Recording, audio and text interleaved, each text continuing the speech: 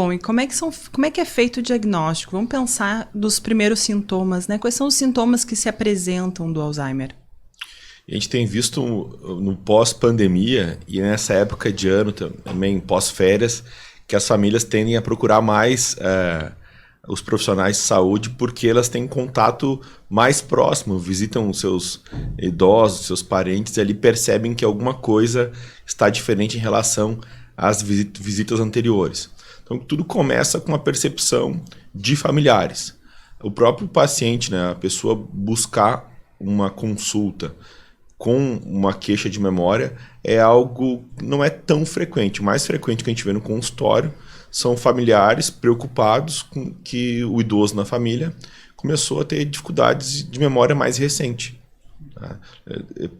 Ele preserva memórias mais antigas, consegue realizar tarefas que antes fazia bem, como dirigir, por exemplo, ou outras atividades manuais, mas começa a cometer erros que envolvem memória recente, ou às vezes se tornam repetitivos também.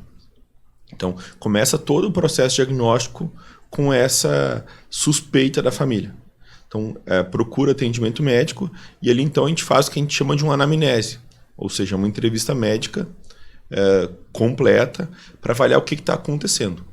Quais são essas queixas na esfera da cognição, que envolve capacidade de memória, de prestar atenção, de se expressar através da linguagem, de compreender também falas, textos, de se localizar no tempo e no espaço também. Então, tudo isso é avaliado durante essa anamnese do que está acontecendo.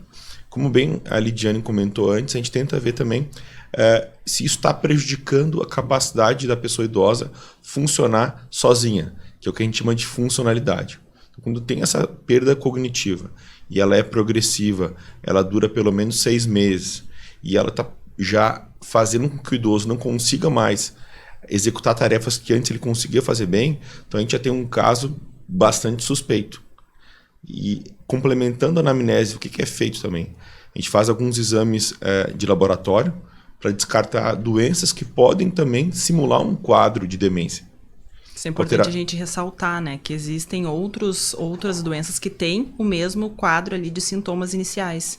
E não vou dizer que são muitas vezes, mas pode ser que a gente consiga algum grau de estabilização ou reversão. Quando a gente diagnostica, por exemplo, uma deficiência grave de vitamina B12, pode dar um quadro muito parecido. Um hiper ou hipotireoidismo da mesma forma. Outras alterações também que a gente avalia nesses exames de laboratório. Também é feito um exame de neuroimagem. Pode ser feito tanto uma tomografia, mas preferencialmente se faz um exame de ressonância do crânio, para avaliar outras causas que também possam estar levando a um prejuízo cognitivo, como um acidente vascular encefálico, um AVC, né?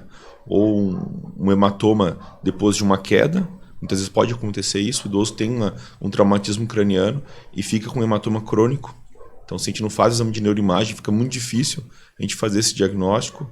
Se é um quadro de hidrocefalia também está presente, ou até mesmo um tumor cerebral, ou seja, o diagnóstico ele é passo a passo, não é algo que se faz assim, baseado em opinião do profissional de saúde e nem de maneira muito rápida, a gente tem que seguir uma sequência.